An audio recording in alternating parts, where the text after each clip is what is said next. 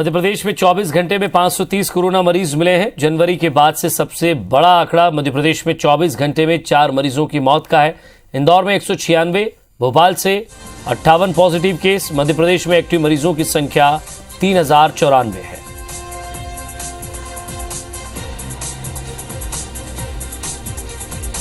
तो 530 कोरोना मरीज मिले। जनवरी के बाद से सबसे बड़ा आंकड़ा अभी मिला है। मध्य प्रदेश में 24 घंटे में 4 मरीजों की मौत हुई है।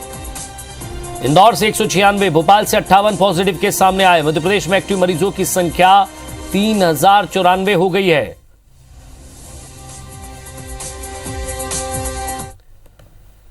और छत्तीसगढ़ में 24 घंटे में 378 कोरोना मरीज मिले हैं। छत्तीसगढ़ में 24 घंटे में 3 मरीजों की मौत भी हुई है। वहीं छत्तीसगढ़ में आज 133 मरीज डिस्चार्ज भी हुए हैं। छत्तीसगढ़ में एक्टिव मरीजों की संख्या 3537 है। छत्तीसगढ़ में अब तक 3875 मरीजों की मौत हो चुकी है।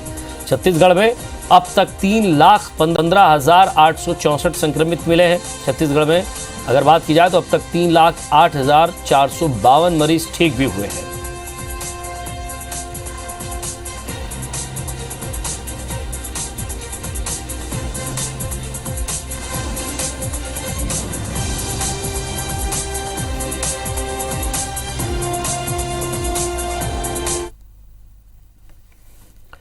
और राजिम के त्रिवेणी संगम पर लगने वाले माघी पुन्नी मेले का आज समापन हो गया है। समापन समारोह में छत्तीसगढ़ के मुख्यमंत्री भूपेश बघेल शामिल हुए।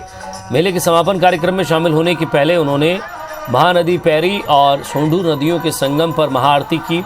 इस मौके पर गृह मंत्री ताम्रध्वज साहू और गौ सेवा आयोग के अध्यक्ष महंत राम सुंदर दास भी मौजूद थे। महाआरती के बाद सीएम भूपेश कार्यक्रम स्थल पहुंचे। कार्यक्रम में पहुंचे लोगों को संबोधित करते हुए सीएम भूपेश बघेल ने कहा कि छत्तीसगढ़ राज्य बनने के बाद बीच में राजिम मेले का स्वरूप बिगड़ गया था। अब फिर से राजिम मेले को पुराना स्वरूप प्रदान किया गया। साथ ही उन्होंने छत्तीसगढ़ की संस्कृति का बखान भी किया। आपको बता दें कि माघ पूर्णिमा से शुरू हुआ ये मेला महाशिवरात्रि पावन मौके तक चलता है। महाशिवरात्रि के मौके पर राजिम त्रिवेणी संगम पर बड़ी संख्या में श्रद्धालु पहुंचे और कुलेश्वर महादेव की पूजा अर्चना की और मेले का लुत्फ भी उठाया।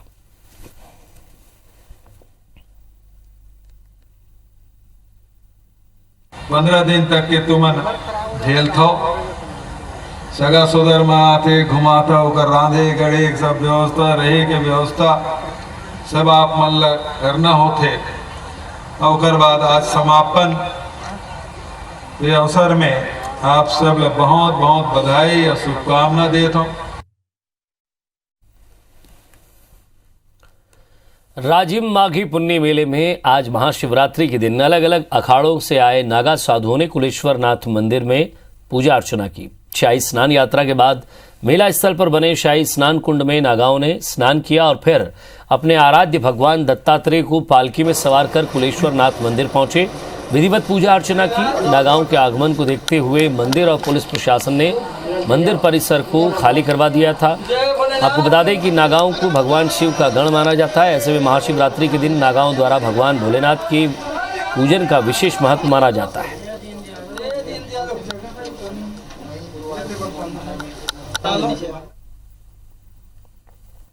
राजिम माघी पुन्नी मेला 2021 के अंतिम दिन महाशिवरात्रि की पावन मौके पर सुबह 7 बजे से लोमश ऋषि आश्रम से शाही स्नान यात्रा निकाली गई। इस यात्रा में कई अखाड़ों और पंथ संप्रदाय के प्रमुख शामिल हुए।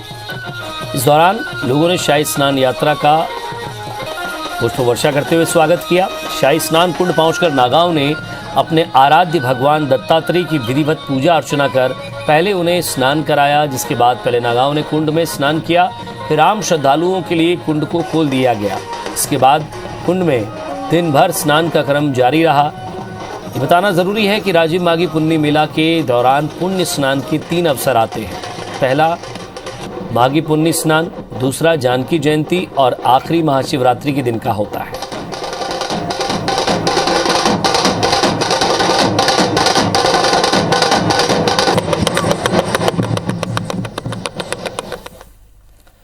छत्तीसगढ़ चैम्बर ऑफ कॉमर्स चुनाव एंड इंडस्ट्रीज के चुनाव के लिए आज कोरिया जिले के मनेन्द्रगढ़ और धमतरी में वोटिंग हुई। प्रदेश अध्यक्ष पद के लिए व्यापारी एकता और जय व्यापारी पैनल आमने सामने है। धमतरी जिले में मतदान के लिए 6 मतदान केंद्र बनाए गए। यहां प्रदेश अध्यक्ष समेत कोषाध्यक्ष और महामंत्री के लिए वोटिंग हुई, जिसमें धमतरी, कांकेर, कोंडागांव, बस्तर, बीजापुर के व्यापारियों ने मतदान किया, तो वहीं दूसरी तरफ कोरिया, सूरजपुर, सरगुजा और बलरामपुर जिले के व्यापारियों ने मनेन्द्रगढ़ में वोटिंग की, जिसके लिए 4 मतदान केंद्र बनाए गए थे। आज सुबह 10 से शाम 5 बजे तक मतदान हुआ। आपको बता दें कि अध्यक्ष पद के लिए व्यापारी एकता पैनल से अध्यक्ष के लिए योगेश अग्रवाल दावेदारी कर रहे हैं, जबकि जय व्यापारी पैनल से अमर पारवानी अध्यक्ष पद के उम्मीदवार हैं।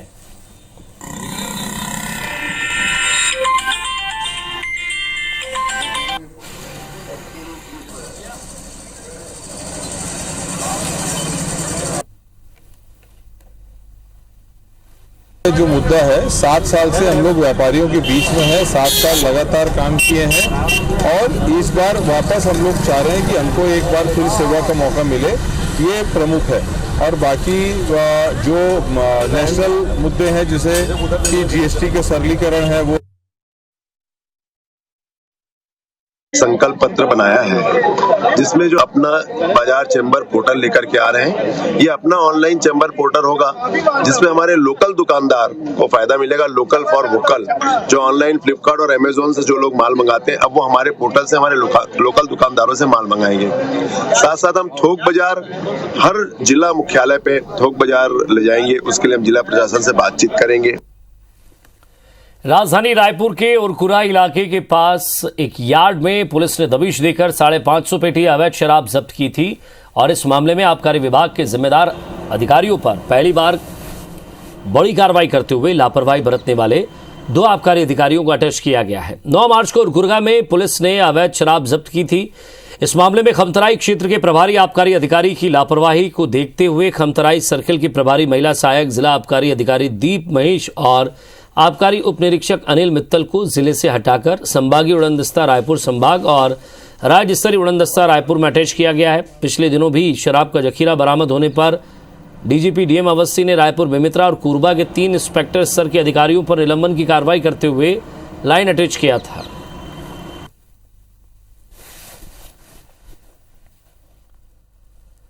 पूरे प्रदेश में जिस तरह से अवैध शराब का जखीरा पकड़ा जा रहा है, दूसरे राज्यों की शराब बरामद की जा रही है, इससे शराब को लेकर प्रदेश में सियासत एक बार फिर गर्मा गई है।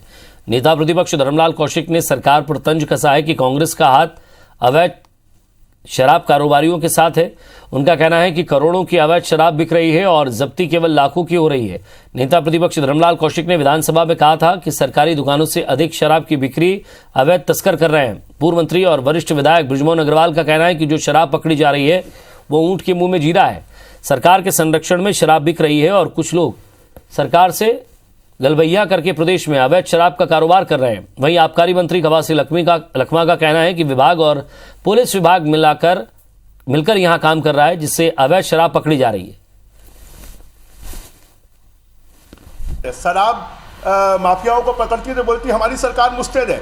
आखिर ये जो पकड़ा जा रहा है ये तो ऊंट के मुंह में जीरा है। सरकार के संरक्षण में सरकार की गलबैया डालकर लोग शराब का अवैध व्यापार छत्तीसगढ़ में कर रहे हैं। ये सब सरकार के संरक्षण में ही हो रहा है। हमारा छत्तीसगढ़ के हमारा विभाग के अधिकारी, पुलिस विभाग के अधिकारी बहुत अच्छा काम कर रहे हैं। बाहर का दारू जो पकड़ रहे हैं उनको मैं बधाई देता हूं। हम लोग लगातार हमारे माननीय भूपेश बघेल के नेतृत्व की सरकार ने यहाँ अवैध शराब बंद करने के लिए हम लोग बॉर्डर में चौकी भी खोला है। राजधानी भोपाल के निशातपुरा क्षेत्र में कल पति की बेरहमी का शिकार हुई महिला की सर्जरी की गई और हमीदिया के डॉक्टर ने उसके हाथ के पंजे जोड़ दिए, लेकिन पैर के पंजे की हालत ठीक नहीं होने के कारण जोड़ा नहीं जा सका।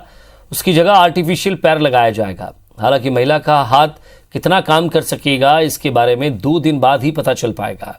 डॉक्टरों के मुताबिक महिला की हालत अभी ठीक है। आपको बता दें कि पति ने चरित्र संदेह के चलते अपनी पत्नी के हाथ और पैर के पंजे काट दिए थे, जिसके बाद घायल महिला को तुरंत ही हमीदिया अस्पताल में भर्ती कराया गया था। वारदात जहां हुई करीब 6 घंटे बाद सर्जरी हुई। डॉक्टरों की टीम ने महिला के क्षतिग्रस्त पंजे को हाथ से वापस जोड़ा था।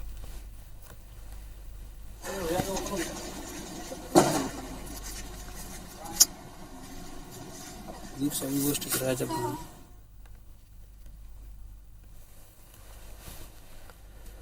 बेमेतरा के अमोरा पुल से छलांग लगाकर युवक युवती ने जान देने की कोशिश की, जिन्हें वहां से गुजर रहे आईटीआई के छात्रों ने बचा लिया और तत्काल पुलिस और 108 को सूचना दी। इसके बाद दोनों को जिला अस्पताल में भर्ती कराया गया। शुरुआती तौर पर मामला प्रेम प्रसंग का लग रहा है, लेकिन अभी इसकी पुष्टि नहीं हो पाई है।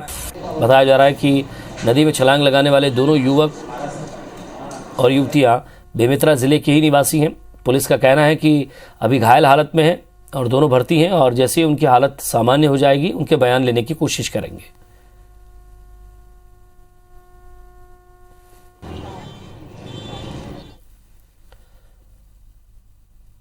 बलरामपुर जिले के पस्ता थाने में रेप पीड़िता की शिकायत नहीं लिखी है, जिसके बाद पीड़िता ने आईजी का दरवाजा खटखटाया और आईजी के निर्देश पर आरोपी के खिलाफ मामला दर्ज कर लिया गया है। दरअसल पीड़ित पस्ता थाना क्षेत्र की रहने वाली है और उसने आरोप लगाया था कि उसके रिश्तेदार ने ही उसके साथ दुष्कर्म किया है और पिछले कई सालों से वो और उसका बेटा पति को जान से मारने की धमकी देकर उसके साथ दुष्कर्म कर रहे थे।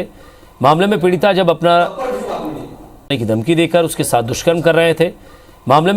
अपना दुख सुनाने रिपोर्ट लिखवाने के लिए थाने पहुंची तो मामला दर्ज ही नहीं किया गया। देर रात आईजी के निर्देश पर इस मामले में आरोपी के खिलाफ मामला दर्ज किया गया है।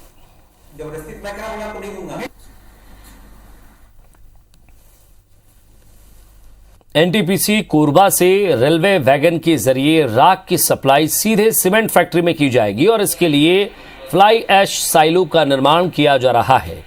2 साल में यह काम पूरा हो जाएगा। इसके साथ ही एससीएल की 3 भूमिगत परियोजना डेलवाडी, सिंगाली और बगदेवा, यहां से भी राख की मांग के लिए director general of mine safety से अनुमति मांगी गई है। फिलहाल एनटीपीसी समेत सभी ताप विद्युत संयंत्रों के सामने सबसे बड़ी समस्या राख खपत की होने की है। वर्तमान में एनटीपीसी कोरबा 100% राख खपत कर रहा है। एनटीपीसी के मुख्य महाप्रबंधक ने कहा है कि एनटीपीसी ने भविष्य को ध्यान में रखते हुए स्थायी रूप से राख खपत करने की योजना के तहत फ्लाई ऐश साइलो का निर्माण किया है, जिसके लिए डालमिया सीमेंट फैक्ट्री से चर्चा भी हो चुकी है। भूमिगत खदान में भी मंजूरी मिलने पर राख भराव शुरू कर दिया गया है। इसके साथ कृषि कार्य में भी राख का उपयोग करने के लिए अध्ययन किया जा रहा है। मैं प्रॉमिस करता हूं कोरबा का ऐश यूटिलाइजेशन 100% रहेगा ऑन ए सस्टेनेबल बेसिस। जो पहले मतलब 30-40%, 50% तक ही जा रहा था, अभी जो है इस साल में ऑलरेडी हम लोग अराउंड 70% आ चुका है एंड आगे से जो है 100% रहेगा। रायपुर के बैंक कर्मियों ने अपनी पुरानी मांगों को लेकर एक बार फिर हड़ताल का ऐलान किया है। 15 और 16 मार्च को बैंक कर्मियों ने हड़ताल का फैसला किया है। शनिवार और रविवार की छुट्टी के बाद 2 दिन तक बैंक कर्मियों की हड़ताल से लगातार 4 दिनों तक बैंक में कामकाज बंद रहेगा। बैंक कर्मियों की हड़ताल से एटीएम की वर्किंग पर भी असर पड़ेगा। हालांकि बैंक प्रबंधक का दावा है कि एटीएम में कैश की पर्याप्त व्यवस्था रहेगी, जिससे किसी को परेशानी ना हो।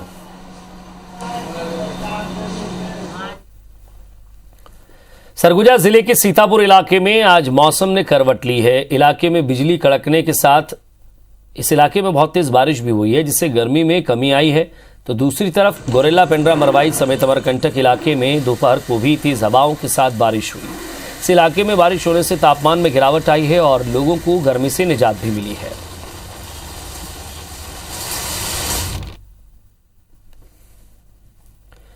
पॉलिथीन से होने वाली इस गंदगी को कम करने और परिसर को साफ रखने के उद्देश्य से ही राजधानी भोपाल की कुछ महिलाओं ने मिलकर एक अभियान शुरू किया है, जिसके तहत महिलाएं त्योहार के दिन मंदिर परिसर में अपने साथ पॉलिथीन लेकर आने वाले भक्तों से पन्नी लेकर उन्हें कागज के पैकेट देती हैं। साथ ही जागरूकता भी फैला रही है कि पॉलिथीन का कम इस्तेमाल करें। आज शिवरात्रि के मौके पर भी इन महिलाओं ने शहर के मंदिर में अभियान चलाया। अभियान से जुड़ी महिलाओं ने बताया कि मंदिर में जब भक्त चढ़ावा चढ़ाते हैं तो साथ लाई पॉलिथीन मंदिर परिसर में इधर उधर फेंक देते हैं, जिससे गंदगी जैसे हालात बन जाते हैं। ऐसे में महिलाओं की ये छोटी सी कोशिश एक बड़ा संदेश दे रही है।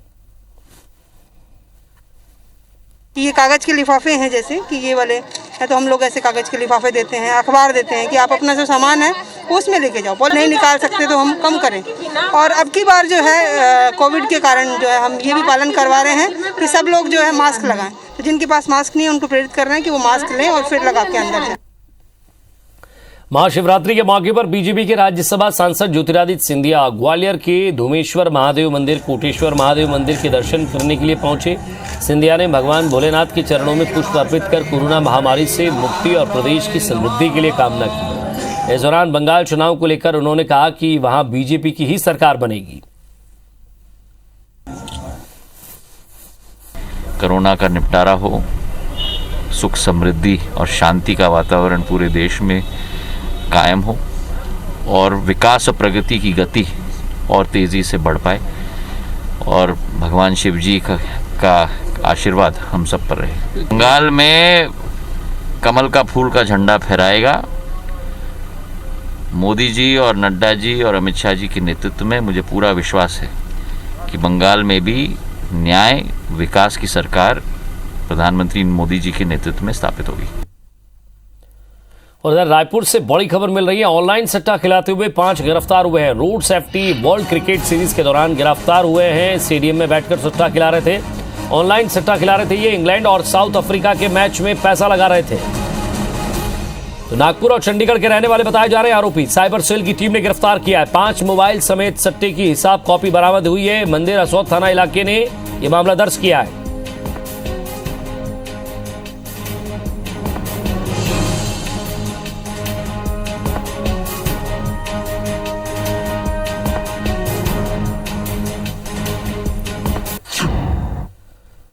और इसी के साथ फिलहाल इस बुलेटिन में इतना ही। नमस्कार।